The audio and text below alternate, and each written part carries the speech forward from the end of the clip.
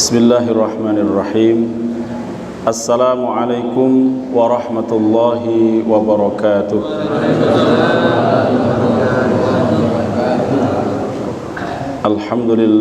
Alhamdulillahilladzi bi ni'matihi tatimmus shalihat. Bismillahi ma sya'allah ma kana min ni'matin faminallah. Bismillah ma sya'allah la haula wala quwwata illa billah. Subhanaka la ilma lana illa ma 'allamtana innaka antal alimul hakim. Rabbi shrah li sadri wa yassir li amri wahlul 'uqdatam min lisani yafqahu qawli, amma ba'd. Hadratil kiram, para alim, para ulama, para masyayikh, para sesepuh lan bini sepuh, dan segenap jamaah salat maghrib dan isya ingkang kawula hormati. Alhamdulillah, di malam hari yang cukup cerah ini Allah Subhanahu wa taala masih memberikan kepada kita kenikmatan iman, Islam dan sehat, sehingga pada malam hari ini Allah masih mengizinkan kita untuk bertawajjuh, bermuwajahah, tidak lain adalah untuk thalabul ilmi. Dan mudah-mudahan Allah Subhanahu wa ta'ala senantiasa menerima segala amal-amal soleh kita dan mengampuni segala dosa-dosa kita. Amin ya rabbal alamin. Salawat ma'assalam senantiasa terlimpahkan kepada baginda kita Rasulullah Muhammad sallallahu alaihi wasallam, yang mana beliau benar-benar telah memberikan contoh uswatun hasanah agar kehidupan kita selamat fid dunya wal akhirah. Dan kita mudah-mudahan bisa mengikuti sunnah beliau di akhir zaman ini. Beliau telah bersabda, wa akhdhu bin nawajid, supaya kita mengambil segala sunnah itu dengan geraham kita, karena orang yang mengamalkan sunnah di akhir zaman itu ibaratnya seperti memegang bara api yang sangat panas. Mudah-mudahan dengan kesabaran kita senantiasa menghidupkan sunnah Rasulullah Muhammad sallallahu alaihi wasallam, dan kita nanti dengan sunnah itu dihidupkan dan dimatikan sehingga kita mendapatkan syafaatnya beliau nanti kelak di yaumil hisab. Amin ya rabbal alamin. Bapak Ibu yang Allah hormati, sebagai review dulu, kemarin kita sudah membahas surat Al-An'am ayat 151 sampai 153. Ya, di situ Allah Subhanahu wa taala memberikan al-wasiyah, wasiat-wasiatnya. Yang pertama adalah alla tusyriku bihi syai'a, jangan sampai kita berlaku syirik. Yang kedua, wabil walidaini ihsan, berlaku birrul walidain, berbakti kepada kedua orang tua kita dengan baik. Wala taqtulu auladakum min imlaq, jangan kalian membunuh anak kalian karena takut miskin. Yang keempat, wala taqrabul fawahisha ma dhahara minha wa ma batan, jangan mendekati fawahish, kekejian, yaitu syahwat, yang mana yang tampak maupun yang tersembunyi, karena itu akan merugikan kita, mengalihkan kita kepada Allah Subhanahu wa ta'ala. Kemudian yang terakhir, wala taqtulun nafsal lati haramallahu illa bil haq, jangan kalian membunuh jiwa kecuali yang telah diharamkan Allah dengan cara yang dibenarkan oleh Allah Subhanahu wa ta'ala. Di ayat itu yang pertama Allah menutupnya, dzalikum wassaqum bihi la'allakum ta'qilun, demikianlah kami wasiatkan kepada kalian dengan semua tadi, dzalikum tadi 5 wasiat yang di atas itu, la'allakum ta'qilun, agar kalian berfikir, agar kalian menggunakan akal kalian. Di sini Allah mengajak kita berfikir sekaligus mentadaburi apa yang Allah sampaikan tadi. Kemudian di ayat 152 yang akan kita lanjutkan pada sore hari ini, a'udzubillahi minasyaitonir rajim, wa qauluhu wala taqrabu malal yatim, jangan kalian dekati hartanya anak yatim. Berarti bahasanya mendekati itu bukan kita di dalamnya, Pak. Mendekati saja enggak boleh. Illa billati hiya ahsan, kecuali dengan cara yang ahsan, yang baik.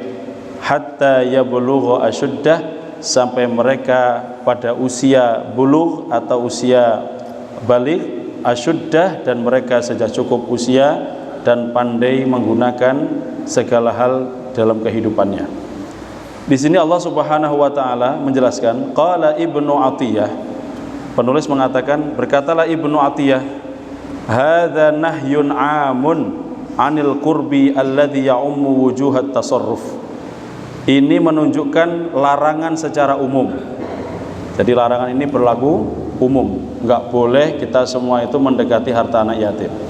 Mendekati gimana, Pak? Ya kita ikut ngurusi, Pak. Anak yatime kebetulan duwe sawah, punya rumah, ya. Rumahnya disawakne. Tapi hasil uangnya tidak dikasihkan kepada anak yatim. Ya. Di situ ada pengecualian tadi. Kemudian wa fihi saddud dzari'ah. Karena di dalam itu tadi kalimat la taqrabu itu ada saddud dzari'ah, ada dzara'i', yaitu pencegahan. Pencegahan itu apa? Supaya tidak sembrono dalam kita menggunakan ya hartanya anak yatim tersebut. Tsumma statsna ma yuhsinu. Nah, kemudian ada pengecualian yang itu lebih baik. Apa yang dimaksud? Wa huwa as-sa'yu fi nama'ih, yaitu as-sa'yu menggunakan, mengusahakan fi nama'ihi dalam menumbuh kembangkan yaitu harta anak yatim itu. Maka qala Mujahid, berkata Mujahid, billati hiya ahsan, yang dimaksud dengan mengembalikan dengan yang terbaik itu yakni at-tijaratu fihi, berniaga dengan harta anak yatim itu dikembangkan sehingga menjadikan hartanya bertambah di kemudian hari. Nah ini, Pak. Jadi kita tidak boleh menggunakan harta anak yatim untuk kepentingan pribadi. Kalau bisa, misalkan anak yatim punya sawah satu kedok, dengan kita olah, kita kelola, kemudian apa? Bertambah jadi 2 kedok. Jadi awalnya seperempat jadi sebau. Itu tidak apa-apa. Dengan cara dikembangkan. Tetapi rata-rata yang selama ini terjadi adalah justru menggunakan harta anak yatim itu kepentingan pribadi. Dan ini yang disebutkan dengan wala taqulu amwalal yatama ya dzulman. Jangan kamu makan harta anak yatim. Makan di situ maksudnya menggunakan segala haknya mereka ya dengan cara yang batil. Kemudian wa qauluhu, maka berkatalah Allah Subhanahu wa taala berfirman, hatta yablugha asyuddahu, sampai usia mereka balik. Qala Malik, maka berkatalah Imam Malik wa ghairuhu, huwa rusydu wa zawalus safah ma'al bulugh. Yang dimaksud dengan kalimat yablugha asyuddah itu ar-rusydu, sampai anak yatim itu di posisi rusdun, yaitu pandai. Sampun ngertos, Pak, warnane duit. Oh ngerti iki duit iki 100.000, 50.000, 20.000. Sampe napusi misalkan jargai 100 diomongi dikei 1.000 iki sing dienggo ae, ngerti lek duit 1.000 iku uangnya nilainya kecil. Itu yang dimaksud dengan rusdun. Kemudian wazawalu safah, hilangnya kebodohan. Nah, biasanya arek-arek sing ngoten niku sing alit dibodoh-bodohi. Enggak kita dadi Pak Lie, ya arek wis gak duwe bapak, gak duwe ibu, hartanya digunakan. Kemudian kita bodoh-bodohi untuk santunan, dikasihkan 50.000, betul dia dapat 250 itu. Sing 200 masuk kantongnya piyambak. Lah ini yang dimaksud dengan ya kedzaliman tadi. Wazawalu safa. Jadi anak itu sampai hilang kebodohannya, sampai pintar. Ma'al bulugh, sampai usia apa? Balik. Ruwiya nahwa hadza, diriwayatkan dengan contoh ini yang dimaksudkan an Zaid ibni Aslam, dari Zaid bin Aslam wa Sya'bi wa Rabi'ah wa ghairihim. Ya, tadi sampaikan berhubungan dengan masalah hilangnya hartanya anak yatim. Kemudian qauluhu, firman Allah yang berikutnya, pesan yang berikutnya, pesan yang ke-7. Tadi yang ke-6, sekarang yang ke-7. Wa auful kaila wal mizana bil qisti. Dan tetapilah atau tetapkanlah timbangan, ya kail itu artinya neraca, wal mizan timbangan, bil qisti dengan cara yang qistun, yang benar-benar, yang adil, yang sesuai. Qala Ibnu Katsir, maka berkatalah Ibnu Katsir, yang dimaksud adalah Imam Ibnu Katsir, seorang mufassir, ya'muru ta'ala, Allah Subhanahu wa taala menyuruh kita bi iqamatil adli fil akhdhi wal i'ta, agar kita menegakkan keadilan di dalam mengambil maupun memberikan. Maksudnya di sini mengambil, menjual maupun membeli. Ngapunten, niki biasanya kita kalau jual itu Pak, kita mesti pengennya itu berkurang. Maksudnya yang kita jual itu sedikit tapi harganya besar, ya Pak ya. Tapi kalau kita beli sesuatu, misalkan jenengan tumbas kecambah mawon teng pasar, itu lah iso ditambahi Pak. Itu kune seperempat tambahi Mbak, tambahin ini Mbak. Nah ini itu namanya al-mutaffif. Orang-orang yang disebutkan adalah orang yang dikatakan mutaffif, yang curang itu ya apabila mereka menjual ya mereka ingin dengan menguranginya, tapi ketika mereka membeli mereka ingin mendapatkan hal yang lebih. Maka dikatakan wailul lil mutaffifin alladzina idza ktalu 'alan nasi yastawfun wa idza kaluhum aw wazanuhum yukhsirun. Jika beli mereka pengennya dapat banyak, diimbui, tapi ketika mereka menjual kalau bisa mereka mengurangi. Maka dikai bandulan nang timbangannya Pak, kasih bandul supaya apa aslinya 1 kilo kurang 2 on, ditimbang malih kurang. Bahkan sampai ada yang jualan minyak BBM itu dicampur kalau 20 kayak nopo niku. Ada sing 20 ini dikocok-kocok dhisik, masukkan. Ternyata enggak sampai 1 liter. Lah ini terjadian di sekitar kita. Baik. Kemudian la nukallifullahu nafsan illa wus'aha. Allah tidak membebani jiwa kecuali yang sesuai dengan kemampuannya. Yang dimaksudkan adalah man ijtahada bi ada'il haq. Barang siapa yang bersungguh-sungguh menegakkan kebenaran wa akhdhihi, dan mengambil kesungguhan itu, fa in akhta'a, meskipun salah, ba'da istifraghi wus'ihi wa badli judihi fala haraja alaih. Jadi orang-orang yang bersungguh-sungguh menegakkan keadilan dengan jual beli tadi, tidak mengurangi timbangan, tidak juga menambah minta tambahan ketika dia membeli, Allah Maha tahu. Meskipun itu salah, mungkin wis ditimbang ternyata masih kurang Pak, masih kurang sedikit-sedikit, oh ya, fala haraja alaih, maka tidak mengapa. Artinya sudah ada kesungguhan untuk berbuat senantiasa adil dan jujur. Nah, di sini memang berat nih Pak. Jadi pedagang itu, maka at-tajirus sudduq, orang yang pedagang yang jujur itu akan bersama Rasulullah SAW di dalam surga. Pedagang sing jujur ini wangel nih. Maka disebutkan Pak, pasar itu oleh Rasul dikatakan wasyarru biqaiha al-aswaq. Maka ada tempat mulia di muka bumi yaitu Baitullah, yang dimaksud adalah masjid. Tapi ada wasyarru biqa, tempat seburuk-buruk tempat, al-aswaq, yaitu jamak dari suq, artinya apa? Pasar. Kenapa pasar disebutkan seburuk-buruk tempat? Karena pasar itu tempatnya banyak penipuan, ghurur, ya, banyak sumpah palsu. Barangnya elek ngomongin apa? Saya, oh niki saya Pak, niki saya. Dicampur-campur. Bahkan sumpah demi Allah Pak, wingi won ditawar sak menten. Nah, sing biasa ngoten niki maklar bahasa nggih. Ngapunten menawi wonten sing maklar niki. Tetapi tidak bermaksud itu. Kita meluruskan Pak. Karena aswak itu begitu. Makanya kalau kita sekolah jangan mengatasnamakan Pak, sekolah kita itu pangsa pasarnya. Lah beda.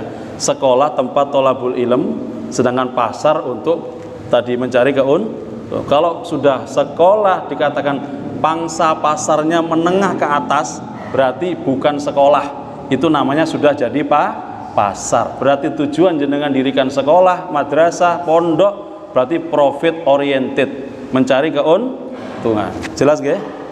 Mereka kalau kita buat pesantren niatnya karena Allah, untung rugi urusan nanti, itu urusan Gusti Allah. Banyak pesantren yang seolah-olah mau mati ternyata masih hidup. Kenapa Pak? Berkah. Sedikit cukup, tinimbang ketok akeh grudukan merono hilang. Ini kebanyakan. Makanya apa? Beda tempat tholabul ilmi, tempat mulia untuk tholabul ilmi itu ada keberkahan, ada Quran, ada ngaji, ada sholat dan sebagainya. Dengan pasar itu tidak sama. Baik. Kemudian qauluhu ta'ala wa idza qultum fa'dilu walau kana dza qurbah. Dan katakan wahai Muhammad kepada mereka, apabila dikatakan kepada mereka fa'dilu, berlaku adillah, walau kana dza qurbah, meskipun dengan kerabat dekat. Maksudnya apa? Hadza amrun bil adli fil qawli wal fi'li 'alal qaribi wal ba'id. Ya, ini adalah perintah berbuat adil secara perkataan, perbuatan terhadap orang yang dekat maupun orang yang jauh. Ngapunten, kalau kita berbuat adil kepada orang yang enggak kita kenal gampang. Tapi kalau dengan orang yang sekitar kita, yang kita sayangi, yang kita kenal, ini berat. Contoh misal, jenengan jadi guru, anak jenengan ke sekolah teng mriku, anak jenengan jotosi koncone. Mari ngeplak kancane, manten niku napa? Anak jenengan dikeroyok sama temannya 2 orang, yo benjut sedoyo. Nah, ini dipanggil ke ruangan kepala sekolah. Sedangkan anak jenengan tadi jelas-jelas salah di awal. Nah, ini jenengan sebagai orang tua gimana, Pak? Tetap belain putrane apa menyalahkan atau gimana? Ini kebanyakan kita harus berbuat adil. Ketika kita mendapatkan kasus seperti ini misalkan, maka kita lihat siapa yang dahulu salah, meskipun itu anak kita tetap nyatakan anak kita tetap salah. Bukan membabi buta, malah kita membela mati-matian. Ini jadi masalah. Sehingga terjadi apa? Antara orang tua, nanti orang tuanya anak ini yang enggak terima, jenengan selaku orang tuanya putra jenengan gimana terami, bapake kalau bapake bertengkar, anaknya sudah rangkulan. Ya, anaknya wis ngopi bareng, mangan jajan bareng, bapaknya tasik. Nah, satru-satruan. Nah, ini mboten bener. Kemudian qala al-Hanafi, berkatalah Imam al-Hanafi, al-adlu bil qawli fi haqqil wali wal adu. Adil dalam perkataan itu menyampaikan kebenaran kepada orang yang kita cintai dan bahkan yang memusuhi kita. Maksudnya apa, Pak? Adil itu berkata yang benar itu benar, yang salah itu salah. Makanya salah seorang putra Umar bin Khattab radhiyallahu an, ketika suatu malam dia ingin minta fasilitas negara, Pak. Minta fasilitas apa? Negara. Salah satunya apa? Dia minta dinyalakan lampu. Padahal itu kantornya dipakai kantornya presiden, kantornya khalifah. Dikatakan sama Umar, ini urusan pribadi apa urusan negara? Ya pribadinya saya, Bah. Langsung dimatikan sama Umar. Sampai masalah minyak loh, berapa kerugiannya negara, Pak, dengan minyak yang dipakai lampu itu, Pak? Kan gitu? Tapi sekarang ini Masya Allah, kalau ini diterapkan di Indonesia, makmur kita insya Allah. Gemah ripah loh jinawi. Gak ono sing demo-demo sakno dituabrai mobil bener. Seakan. Ya, mudah-mudahan yang meninggal ya diterima, disebutkan husnul khotimah insya Allah. Dan mudah-mudahan mengetuk hati para penguasa untuk lembut kepada rakyatnya, nggih. Maka la yataghayyaru fir ridha wal ghadab, tidak pernah berubah untuk urusan apapun ya karena ridho dan marah. Jadi adil begitu. Contoh Ali, ya Ali bin Abi Thalib radhiyallahu an, ketika berperang karena Allah, perang betul, Pak. Musuhnya sudah jatuh, sudah hampir nih pedangnya mau ditebaskan ke lehernya, hampir selesai sudah. Tiba-tiba musuhnya meludah. Ya meludahi, nah, namanya diludahi akhirnya yang jadi apa? Emosi. Lain jenengan diludahi tambah langsung dibanter nih, Pak. Ini diludahin. Sehingga ditahan nih sama Ali, dijatuhkan, maksudnya diturunkan pedangnya, enggak jadi diayunkan. Kenapa? Musuhnya kaget. Dia mengatakan, "Ya Ali, lima taf'al, ma taf'al?" Kenapa enggak kamu lakukan? Kenapa enggak kamu bantai saja saya ini? Kenapa enggak kamu ayunkan pedangmu? Apa kata Ali? Aku berperang ini karena Allah. Niat aku berperang karena Allah, bukan karena hawa nafsu. Tadi ketika kamu sudah jatuh, hampir ini mengayunkan, kamu meludah. Sedangkan meludah itu menganggap itu apa? Harga diriku kamu lecehkan. Sehingga yang muncul apa? Aku marah, emosi karena hawa nafsuku. Aku ketika itu membunuh kamu, maka aku bukan jihad lagi di jalan Allah. Seindah itu jihad, Pak, di pandangan para sahabat. Coba kita bayangkan perang, gak ada perang zaman seperti Rasul tuh, Pak. Ya sangat beradab. Perangnya itu ada adabnya. Bayangkan sampai perang dikatakan tidak boleh yang pertama membunuh siapa, Pak? Anak-anak. Tidak boleh membunuh perempuan. Tidak membunuh orang yang ajuz, yang tua. Tidak boleh menebang pohon. Tidak boleh membantai orang-orang yang masuk ke tempat-tempat ibadah. Indah loh jihad yang benar itu, Pak. Penaklukan Islam itu seperti itu. Coba kalau yang lainnya, Pak, nggak peduli, Pak, lanang tua nom wedok dibantai semua habis. Kita sudah ngalamin itu. Tahun 99, tahun 2000. Peristiwa di Ambon dan Poso. Sangat menyedihkan, Pak. Ya, sangat menyedihkan sekali. Maka kita sampaikan mudah-mudahan tidak terjadi lagi. Karena Indonesia ini Masya Allah gampang saestu untuk diprovokasi. Kata Kiai Haji Zainuddin MZ, beliau mengatakan dalam sebuah ceramahnya, bangsa kita itu seperti apa Pak? Daun yang kering, dikumpulkan berisik mudah terbakar. Daun yang kering. Daun kering Pak, ketika disapu dikumpulkan kemeresek, kemeriek. Tapi kemudian ketika dinyalakan satu titik api maka akan mudah terbakar. Diprovokasi mudah sekali. Ya mudah-mudahan semuanya bisa diberikan oleh Allah petunjuk. Kemudian bal yakunu 'alal haqqi wa in kana dza qurba, dan hendaklah ya tetap menyampaikan kebenaran walaupun di tengah-tengah orang yang sangat dekat kerabatnya. Fala yamilu ilal habibi wal qarib, dan jangan sampai condong kepada al-habib, orang yang dicintai, wal qarib, orang yang dekat hubungan kekerabatan. Maka Allah mengatakan dalam Al-Maidah ayat 8, wala yajrimannakum syana'anu qaumin, janganlah kemarahanmu ya kemudian menjadikan satu kaum yang lainnya menjadi berbeda perlakuannya. Alla ta'dilu, hendaklah berbuat adil. I'dilu, berlaku adillah, huwa aqrabu littaqwa, karena adil itu dekat sama ketakwaan kepada Allah Subhanahu wa taala. Nah, di sini pesan yang berikutnya, qauluhu, firman Allah, wa bi ahdillahi aufu, dan hendaklah dengan janji-janji Allah itu kalian penuhi. Qala Ibnu Jarir, berkatalah Imam Ibnu Jarir, Imam At-Tabari dalam tafsirnya, wa bi wasiyatillahi ta'ala, dengan wasiatnya dari Allah, allati wassakum, yang Allah wasiatkan kepada kalian, biha fa'aufu, maka tunaikan, penuhi janji itu, wangqadu, dan patuhi, lidzalik ya, bi an tuti'uhu fima amarakum bihi wa nahakum anhu, dan hendaklah kalian patuhi semua yang Allah perintahkan dan jauhi segala yang dilarangnya, wa ta'malu bi kitabihi wa sunnati rasulih, dan beramallah dengan kitab-kitabnya Allah, dengan panduan kitab Al-Quran dan sunnah Rasulullah sallallahu alaihi wasallam. Wa dzalika huwal wafa' bi ahdillah, maka itulah disebut dengan menyampaikan kesanggupan dengan janji Allah, maksudnya memenuhi janji kepada Allah. Wa kadza qala ghairu, dan demikianlah yang disampaikan kepada yang lainnya. Jadi tadi Allah Subhanahu wa taala mengatakan kepada kita, hendaklah kita senantiasa berpegang kepada Al-Quran dan As-Sunnah. Qauluhu, dan firman yang lainnya selanjutnya, dzalikum wassakum bihi la'allakum tadzakkarun, dan demikianlah tadi Allah wasiatkan kepada kalian agar kalian tadzakkar, ai tatta'iduna wa tantahuna amma kuntum fihi, kalian mengambil pelajaran dan kalian juga terhindar dari apa-apa yang Allah larang tadi, amma kuntum fihi, yang mana kalian di dalamnya perintah tadi itu. Yang dimaksud adalah bahwa setiap hal yang Allah berikan kepada kita, baik itu perintah atau larangan, hendaklah kita mengambil pelajaran dari dua hal tadi. Maka dalam lanjutan tadi, wa anna hadza sirati mustaqiman fattabi'u wa la tattabi'u subula fatafarraqu bikum an sabilihi.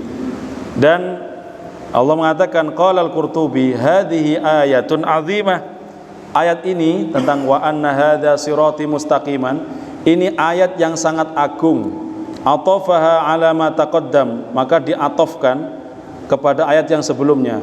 Fa innahu lamma naha wa amara wa hadzara an ittiba'an ghairi sabili, di situ mengandung bahwa Allah melarang, memerintahkan, memberikan kehati-hatian untuk senantiasa mengikuti, ya jangan sekali mengikuti an ittiba'i ghairi sabili, jangan mengikuti jalan-jalan selain jalannya Allah. Nah, di sini Pak, Allah mengatakan hadza sirati mustaqiman, ini jalanku yang lurus. Yang dimaksud jalanku yang lurus, kata para ulama tafsir, adalah ad-dinul Islam, yaitu agama. Berarti selain agama Islam berarti jalannya tidak lurus. Nah, jenengan pertanyaan sekarang, emang Islam ada berapa macam, Pak? Pinten macam, Pak? Lah ini Islam dua macam, gue ormas nih ya. Islam cuman satu. Apa fungsinya Islam itu, Pak? yaitu mentauhidkan kepada Allah dan Rasulnya. Antasyhada alla ilaha illallah, bertauhid dulu Pak, Islam. Maka Islam yang pertama adalah syahadat. Nah, kemudian di sini yang disebutkan wala tattabi'us subula fatafarraqu bikum an sabili. Jangan mengikuti jalan-jalan yang lain selain jalan yang lurus tadi. Fatafarraqu bikum, maka kalian akan bercerai-berai dari jalannya Allah tadi. Maka Imam Al-Qurtubi selanjutnya mengatakan ala ma bayyanathul ahadits as-sahihah. Semua tadi telah dijelaskan dalam hadis-hadis yang sahih. Wa aqawilus salaf, dan perkataan para salaful ummah, salafus salih, yaitu para sahabat, para tabi'in, para tabi'un tabi'in. Wa anna fi maudhi'i nasbin, dan kalimat anna di situ ada kalimat maudhi' dinasabkan, jadi nasab, maksud nasab itu jadi fathah. Ai wa atlu anna hadza sirati, dikatakan bahwa kalimat anna di situ menunjukkan kesungguhan bahwa ini jalanku yang lurus tadi. Dari sini Pak, Rasulullah SAW mengatakan ada banyak jalan yang akan menyimpangkan kita daripada agama Islam. Ini kita bicara bukan ormas, tapi itu adalah pemahaman. Sehingga muncul kemudian kata Rasulullah hadis yang mengatakan ada 73 golongan. Semuanya finnar kecuali satu, yaitu apa? Ya, disebut dengan namanya aswaja ahlu sunnah wal. Siapa manhum ahlu sunnah wal jamaah? Siapa itu? Manittaba'as sunnah, ya, siapa yang mengikuti sunnah Rasulullah dan para sahabatnya. Pemahamannya di situ, mengikuti Rasulullah, pemahaman para sahabat, dan mengikuti para tabi'in dan tabi'ut tabi'in. Ini orang-orang yang dikatakan orang selamat. Nah, yang sekarang ini banyak muncul tasyaddud, maka muncul nanti khawarij. Khawarij ini nggak pernah menerima Pak, pokoknya protes saja Pak. Khawarij itu kapan mulainya muncul? Mulai munculnya ceritanya kapan? Ketika Rasulullah masih hidup sudah ada khawarij. Ada seorang yang kakinya pincang, ya, besar sebelah. Kemudian ketika pembagian ghanimah, hasil rampasan perang, dia mengatakan i'dil ya Muhammad, berlaku adillah kamu wahai Muhammad. Maka Rasul mengatakan apa? Siapa manusia di dunia ini yang lebih adil daripada aku? Kemudian karena dibantah seperti itu, orang itu langsung berlalu begitu saja Pak, nggak ngerek, langsung bertolak pinggang, langsung pergi. Kata Rasulullah, akan muncul min sulbi hadzal rajul, dari tulang sulbinya orang ini, orang-orang yang nanti akan menyelisihi sunnahku. Mereka nanti ibadahnya membuat kalian terkejut, ibadahnya itu lebih hebat dari kalian, sholatnya lebih mantap dari kalian, puasanya lebih hebat. Tapi apa? Mereka baca Quran juga. Yamruquna fi huluqihim. Cuma Quran itu hanya lewat di kerongkongan saja. Maksudnya apa Pak? Ngerti dalile, pinter maca Qur'ane tapi mboten dilakoni. Jenenge jarkoni. Ngapunten. Oh jenenge jarkoni. Jarkoni iso ngajar gak iso nglakoni. Atau ganti lain Pak, Gus Jalil nuntun kebu. Ada yang namanya jarkoni jamaah. Nggih, ngapunten. Niki senes jarkoni ngapunten. Jarkoni yang dimaksud niki istilah kula. Ada yang namanya juga Gus Jalil nuntun kebu, pinter dalil gak sembayang subuh. Ini guyonan mawon nggih. Jadi bukan maksudnya Pak Jarkoni senes. Nah, saya istilah ngapunten. Niki jarkoni itu singkatan mawon, Pak. Ya niki parian mawon nggih, parian. Ya. Jadi yang dimaksudkan tadi adalah ketika orang-orang tersebut ya mengikuti jalan-jalan selain agama Islam, nusiba 'alal hal wa ma'nahu mustawiyan qawiman la wijaja fi, maka tidak ada yang disebutkan tadi, tidak ada jalan yang bengkok tadi. Maka dari 73 golongan Pak, ada satu golongan ini yang selamat. Ya semuanya yaz'umu annahu, semua itu menganggap jalannya itu yang paling benar. Ya ini Pak, kita tidak boleh di sini, posisi kita harus posisi yang betul-betul hati-hati. Jangan merasa paling benar sendiri. Ikuti kebenaran, jangan ngikuti orang benar. Kalau orang benar bisa jadi orang tersebut akan salah. Tapi kalau kebenaran tidak akan mungkin salah. Taunya kebenaran dari siapa Pak? Kembali lagi, farudduhu ilallahi wa rasuli. Kembalikan kepada Al-Quran dan sunnah. Kok balik nang Quran Sunnah, Quran Sunnah. Quran Sunnah ini nanti disaripatikan oleh para ulama. Kita belajar ini kitabnya sinten? Para ulama. Dari mana kita mengetahui ilmu? Juga dari para ulama. Jalurnya begitu. Kembali kepada Quran dan Sunnah, tentunya mengikuti juga pendapat-pendapatnya para ulama. Dan ulama yang mana, Pak? Ulama yang bersikukuh, berpegang teguh dengan ya sunnah Rasulullah Sallallahu Alaihi Wasallam, yang jauh daripada hal-hal yang syubhat. Nah, penyakitnya umat Islam itu ada dua yang saat ini. Yang pertama adalah syahwat, yang kedua adalah syubhat. Yang syahwat, ngapunten. Contoh niki, Pak. Nabi Adam alaihi salatu wassalam ketika mengambil buah khuldi, itu dapat rayuan dari siapa? Nah, dari mana, Pak? Wala taqraba hadhihi syajarata fatakuna, jangan kamu dekati pohon ini, kata Allah. Allah mengatakan la taqraba hadhihi syajarah, jangan kamu dekati pohon ini. Kemudian pohon itu dikasih nama khuldi. Dari mana? Para ahli tafsir gak menyebutkan nama pohon itu. Ternyata kalimat khuldi itu muncul dari lisannya iblis. Ya, illa antakuna malakaini au takuna minal khalidin. Kalau kamu makan ini Adam, kamu nanti akan jadi orang yang kekal dan akan jadi malaikat. Maka makanlah.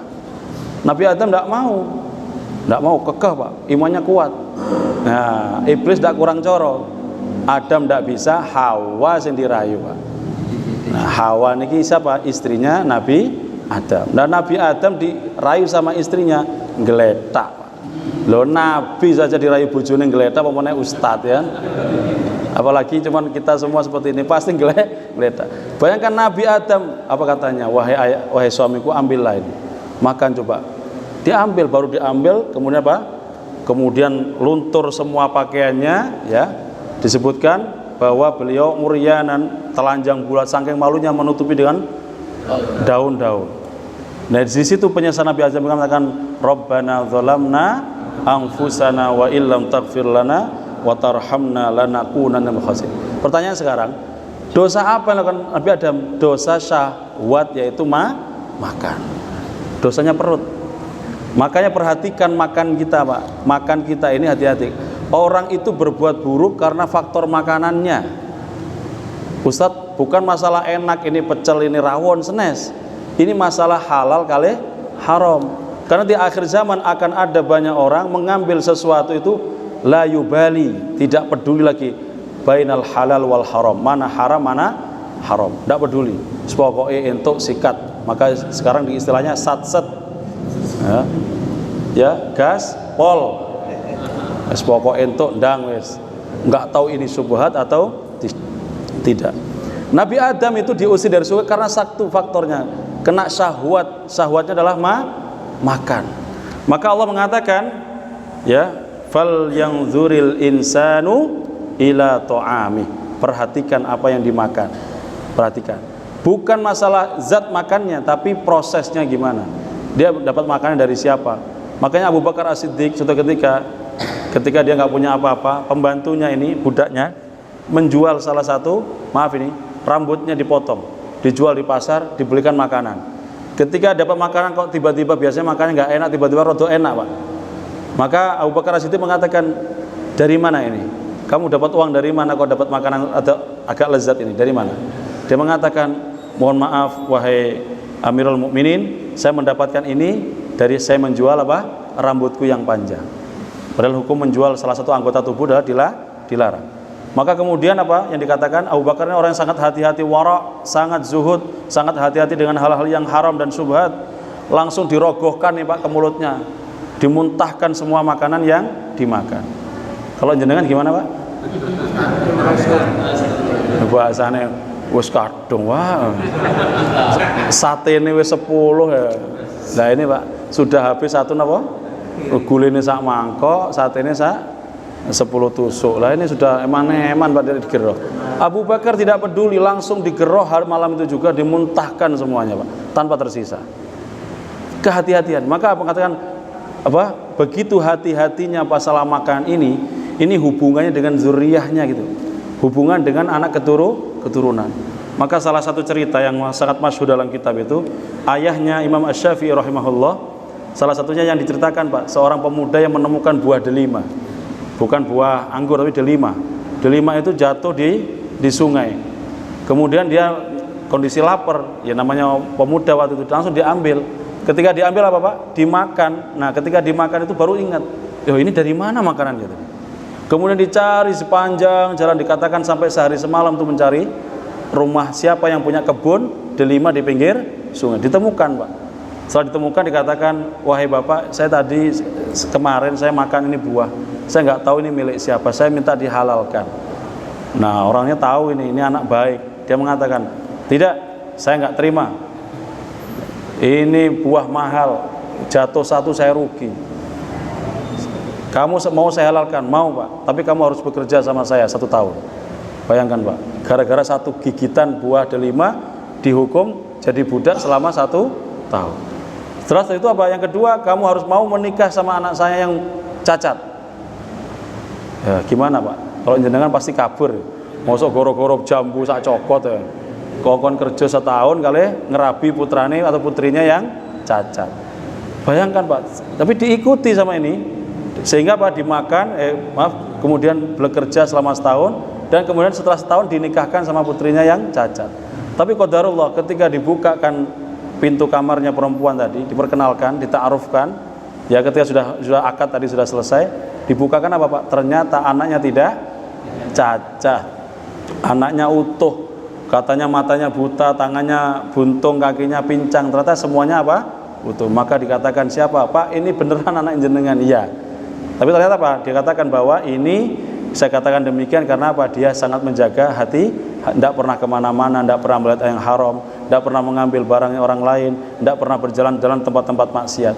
Maka dari keturunan orang yang soleh dan soleh ini muncullah seorang imam yang besar dalam imam madhab, namanya Imam Muhammad bin Idris Asy-Syafi'i. Itu Pak, namanya orang tuanya itu ya Idris, tapi nggak pernah dinasabkan ke Idris, justru ke kakeknya namanya Asy-Syafi'i, Muhammad bin Idris Asy-Syafi'i. Nah, makanya kalau pengen punya putra sing soleh, ya bapaknya harus hati-hati mencari nawa. Maka man nabata min sukhtin, barang siapa yang dagingnya tumbuh dari yang barang yang haram, lukmatan, ya, lukmatan itu sak cokot, satu suap, makan fannaru aula bih, maka neraka itu lebih pantas untuk orang tersebut. Kalau kita bayangkan mulai akil balik sampai segi pirang emploan ya Pak. Ya, berapa emploan Pak? Guru sing tanda tangan kantor, ono duit-duit opo ya. Nah, ini duit anu ya, duit haram. Haram dan halal ya. Jadi antara halal dan haram jadi halom ya. Enggak bisa mengucapkan haram jadi halom ya. Kalau usah haram enggak bisa halom. Kenapa? Bainal halal dan haram. Nah ini yang kejadian. Sehingga jangan salahkan nanti anaknya kok mbok wedhik Pak. Kandhane wangel kok salat wangel, ngajine po wangel. Kenapa? Karena orang tuanya dulu kusruh napa ngapite sembrono dalam mencari rezeki. Ya mungkin kalau sekarang sudah terlanjur kita banyak istighfar kepada Allah, mohon ampun karena semua dosa itu diampuni oleh Allah kecuali napa? Syirik. Pun niku jangan istighfar kata menawi enggak ada ingat ya tahu anu biyen. Wis tahu tadi makelar tadi belantir atau ngapus-ngapusi didik nah kan. Ini yang ngapunten harus diingatkan. Kemudian ya faktor makanan ini penting sekali Pak. Dikatakan oleh para ulama sehingga sampai kalimat Rasul mengatakan bahwa ketika seseorang itu memakan makanan yang haram, maka seluruh tindakannya ini akan dikendalikan oleh syaitan. Karena makanan itu akan menjadi energi itu salah satunya darah. Sedangkan darah itu majrad dam, tempat jalannya setan itu di darah. Makanya kalau salah satu cara Pak untuk supaya sehat, misalkan jenengan kok sering berhalusinasi, sering marah emosi, niku ngapunten. Salah satunya bekam, al-hijamah, dibekam, dikeluarkan darahnya. Karena darah-darah kotor itu tempatnya syaitan. Itu salah satunya. Orang yang sering bekam minimal tensinya turun, marahnya enggak juga akan turun juga. Itu penting sekali. Nah, orang-orang yang makan makanan yang haram tadi akan menjadi darah dan darah itu akan menjadi perbuatan kita. Maka orang yang sering makan yang tidak jelas, yang syubhat apalagi yang haram, biasanya yamilu amalahu, condongnya perbuatan itu selalu kepada hal-hal yang haram.